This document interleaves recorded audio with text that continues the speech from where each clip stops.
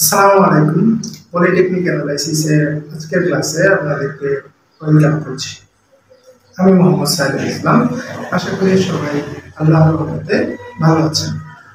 আজকে আমি যে টপিকটা নিয়ে আলোচনা করব সেটি হচ্ছে বায়োমেডিক্যাল ইনস্ট্রুমেন্টের একটি গুরুত্বপূর্ণ প্রশ্ন, আর যেটা আমাদের ইলেকট্রনিক্স ডিপার্টমেন্টের পঞ্চম পর্ব এবং সপ্তম পর্ব উভয়ের সিলেবাসে আছে।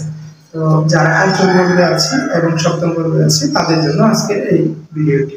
মনোযোগের সহকারে ক্লাসটা দেখি, বোঝার চেষ্টা করি। আশা করি আমরা এই প্রশ্নটা সম্পর্কে ভালো ধারণা অর্জন করতে পারবো। তো আজকে ক্লাসটা শুরু করা যায়। আমি আজকে যে প্রশ্নটা নিয়ে এসেছি সেটা হচ্ছে আল্ট্রাসনিক ব্লাড ফ্লো মিটারের কার্যবিধি। আল্ট্রাসনিক ব্লাড ফ্লো মিটারটা কি? মূলত আল্ট্রাসনিক ব্লাড ফ্লো মিটার হচ্ছে এমন একটি মিটার যার সাহায্যে রক্তের প্রবাহ অথবা অর্থাৎ রক্তের বেগকে পরিমাপ করা যায়। রক্তের বেগ পরিমাপ করার জন্য মূলত আল্ট্রাসনিক ব্লাড ফ্লো মিটার ব্যবহার করা হয়। তো এই আল্ট্রাসনিক ব্লাড ফ্লো মিটারের কার্যপ্রণালী বোঝানোর জন্য আমি ব্যবহার করব হচ্ছে একটি ব্লক ডায়াগ্রাম। এর সাহায্যে আমি আপনাদেরকে এই আল্ট্রাসনিক ব্লাড ফ্লো মিটারের কার্যপ্রণালী বোঝানোর চেষ্টা করব। আসলে এটা খেয়াল করি। আল্ট্রাসনিক ব্লাড ফ্লো মিটার এর সাহায্যে যেহেতু রক্তের বেগ পরিমাপ করা যায়, সেজন্য এখানে আমি একটা রক্তনালীর সিম্বল লিখেছি। এই ডটেড লাইনগুলো যে দেখতেছেন এগুলো হচ্ছে রক্তনালীর ভিতরে প্রবাহিত রক্তকণিকা। আর এর সাথে যে দুইটা জিনিস আপনারা লাগানো দেখতেছেন এটা হচ্ছে দুইটা ট্রান্সডিউসার। ট্রান্সডিউসারের সাথে ইনপুটের ক্ষেত্রে এখানে লাগানো আছে অ্যামপ্লিফায়ার, আর তার আগে আছে হলো অসিলেটর। আর এই পাশে একটি অ্যামপ্লিফায়ার আছে, এখানে ডিটেক্টর আছে, এখানে ফ্রিকোয়েন্সি মিটার আছে, এখানে আউটপুট আছে।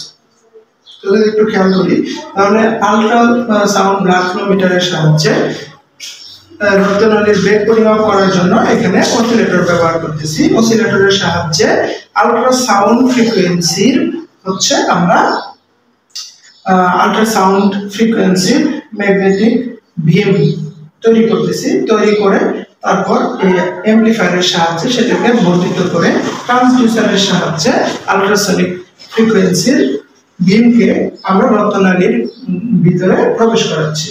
আর এই ট্রান্সডিউসারটা রক্তনালীর গায়ের সাথে সংযুক্ত থাকে। তাহলে এই আল্ট্রাসাউন্ড সম্বলিত যে ফ্রিকোয়েন্সিটা, ওইটাকে যদি আমরা এফ বলি, তাহলে এফ কে আমরা রক্তনালীর ভিতরে প্রবাহিত করতেছি। আর রক্তনালীর ভিতরে যে শ্বেত রক্তকণিকা আছে, লোহিত রক্তকণিকা আছে, এগুলো তো প্রবাহিত হচ্ছে। আর এই প্রবাহিত রক্তকণিকার সাথে মিশ্রিত হয়ে এই ফ্রিকোয়েন্সিটা প্রতিফলিত হয়ে এই যে অপর যে ট্রান্সডিউসার আছে অর্থাৎ রিসিভার ট্রান্সডিউসারের কাছে ধরা পড়ে, রিসিভ হয়। এখন এই ইনপুটকৃত ফ্রিকোয়েন্সি এবং আউটপুটকৃত ফ্রিকোয়েন্সি সেম হয় না। এই রক্তনালিকাগুলোর সাথে বিক্রিয়ার ফলে প্রতিফলিত যে ফ্রিকোয়েন্সিটা আছে সেই ফ্রিকোয়েন্সির মান চেঞ্জ হয়ে যায় হচ্ছে এফ প্লাস এফ ডি অথবা এফ মাইনাস এফ ডি। এই এফ প্লাস এফ ডি এবং এফ মাইনাস এফ ডি এটা নির্ভর করে হচ্ছে রক্তনালিকার বেগের দিকের উপর, প্রবাহের দিকের উপর।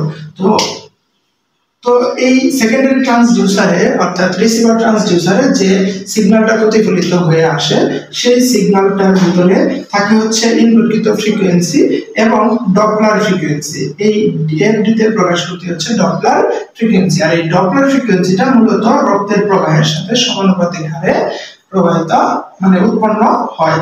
তারপর এই মিশ্রিত যে ফ্রিকোয়েন্সিটা আছে অর্থাৎ এফ এবং এফ ডি সম্মিলিত ফ্রিকোয়েন্সিটা অ্যামপ্লিফায়ার দ্বারা প্রয়োজন অনুসারে বর্ধিত করে বানানো হয় হচ্ছে ডিটেক্টরে।